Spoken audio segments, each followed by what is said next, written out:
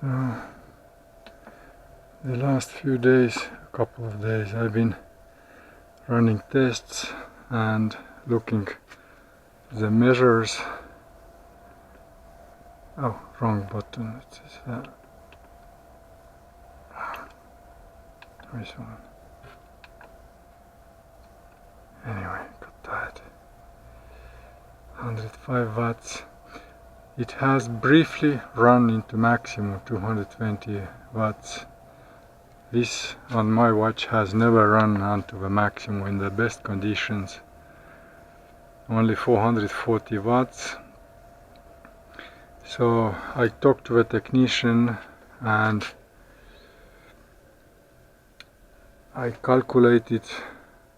The technician said it's okay, even a little bit voltage difference is okay to connect all the three panels in parallel. And I bought the necessary cables, I began preparations, and then the last moment I decided no, because at peak moment it got too much voltage. I did a lot of calculations yesterday about amperage, voltage, watt output, etc. The main issue is if I put them on parallel, it gives me up to 27 amps power output, while the cables are rated at 30 amps maximum. Technically it should never get such power, even briefly, because it's never at perfect angle at 90 degrees the sun, but just in case. And some cables which run out of the main connectors are thinner, so I leave it. Two panels for a bigger power station and one for a smaller one. So I already prepared for another big solar panel here, the stronger iron wires to keep it in place, but then today I decided no, it's just too risky, it's not worth the point. It does produce not enough power for my needs, but it means I have to keep just keep saving and not to buy more stuff, or if I buy, then to use only briefly, like I bought already before the additional solar panels. I bought the stove, small stove, just for heating up food, and I tested it. It's for just 5 minutes it on maximum power to heat some cup of coffee, which I already tried, hot coffee as well. It takes 10% of total power from this battery. So now I'm working on other systems now. I bought also a battery charger. I got for testing one dead battery from a friend from garage. So now I already charged ones at night, and they didn't stay the voltage. It dropped immediately. So now I switched on reparation mode. It can run maybe, I don't know, 14 hours or 24, something like that. It was have to constantly run. It pushes the plates out of their sulfur coating, which has accumulated on the old battery. That's why it's dead. But let's see. It's just a test anyway. I'm not gonna use lithium acid battery, as I told, the lead acid battery, as I told many times in other videos. I'm gonna buy for backup a lithium iron phosphate battery, which is a solution for me now to save up on sunny days energy for cloudy days.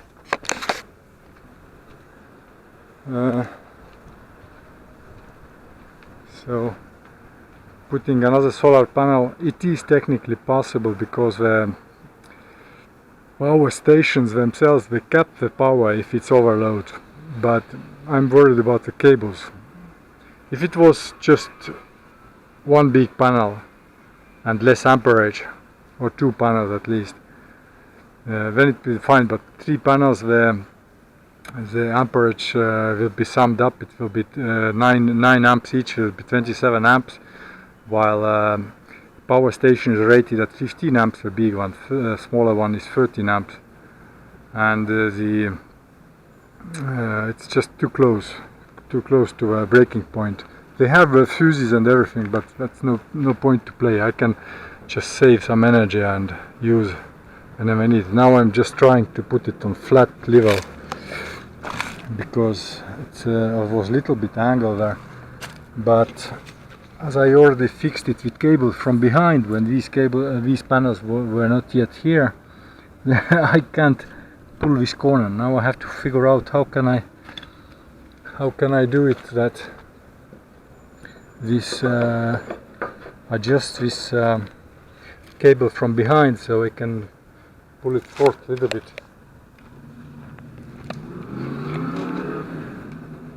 Actually, there is no point if it goes like that. Yeah, it's correct.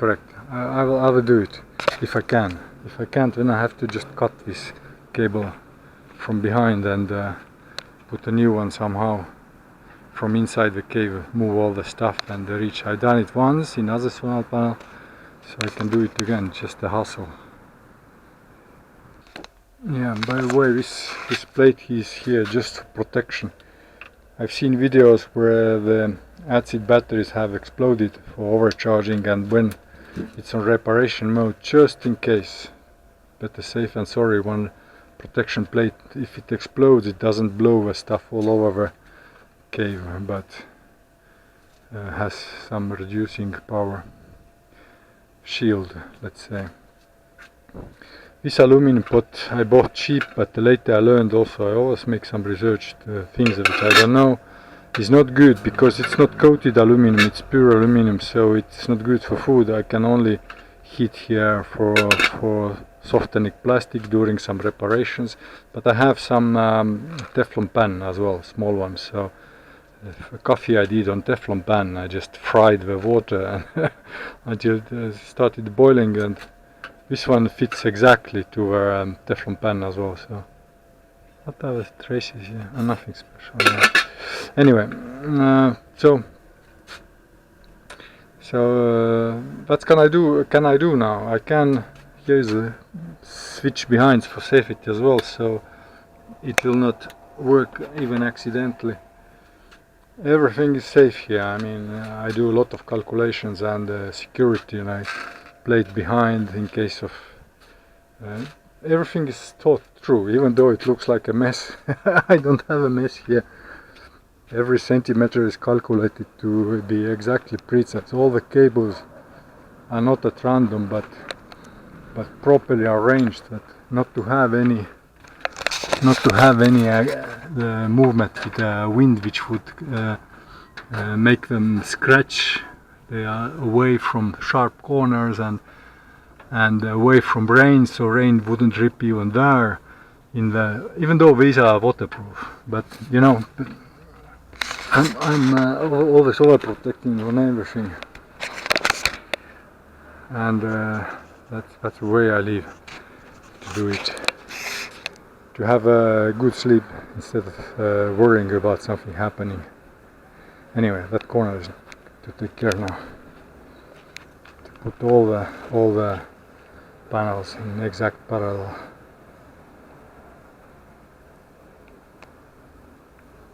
Yeah, on internet also I looked on after or even before talking to technician. He said the voltage is okay, it's a little bit different. These are 37.7 and this is 38.1. Amperage is a little lower, it was 9.2 something, this is 9.5, I don't remember exactly, but they're different. But the manufacturing tolerance is 5%, so manufacturing difference can be bigger than this marked voltage difference, so 0.4 volts difference only. So in any case, I'm not connecting the third one. These are the same exact numbers, all amperage, voltage, watt output, and this is just amperes different, volts different, but this is on different power stations. So in any case, these are in parallel too. and shouldn't be any issue with that.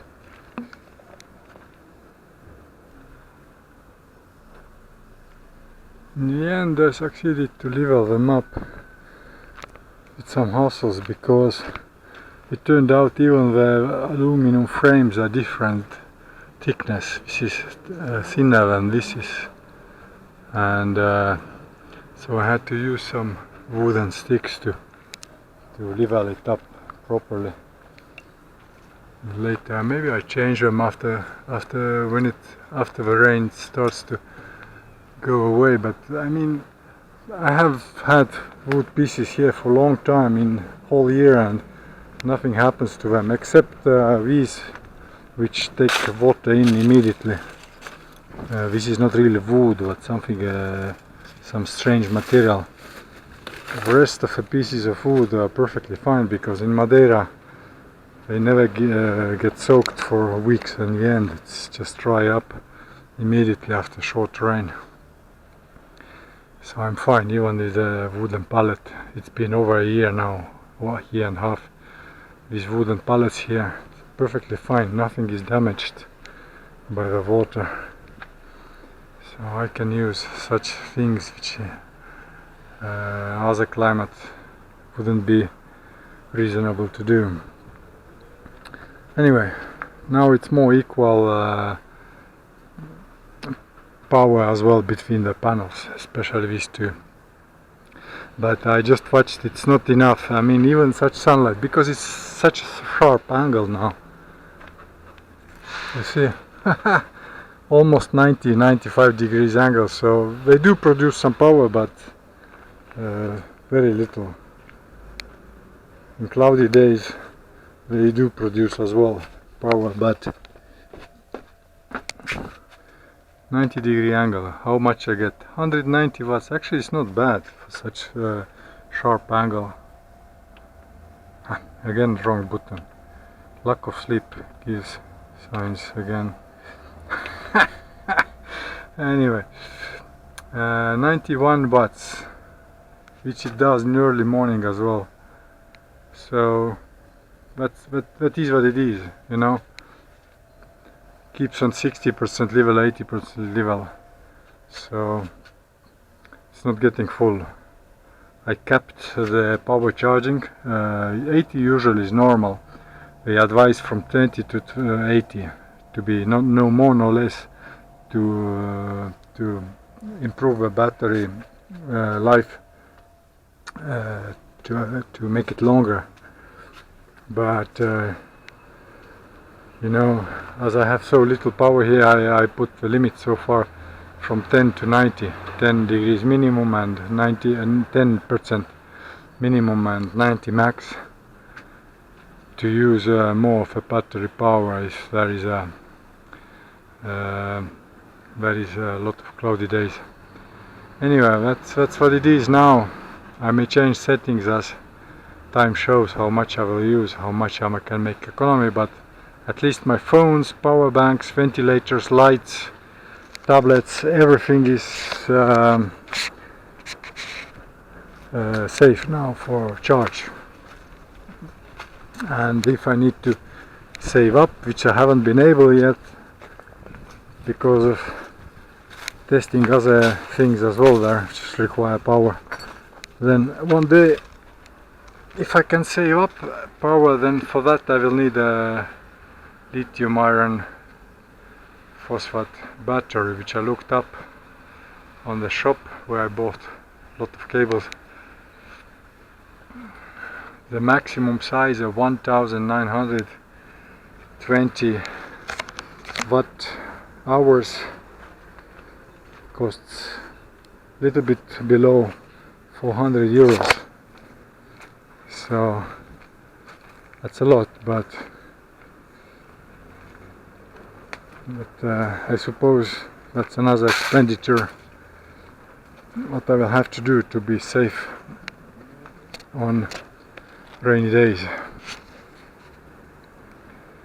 That's it for today. Have a look on my website as always. There are some interesting news from time to time.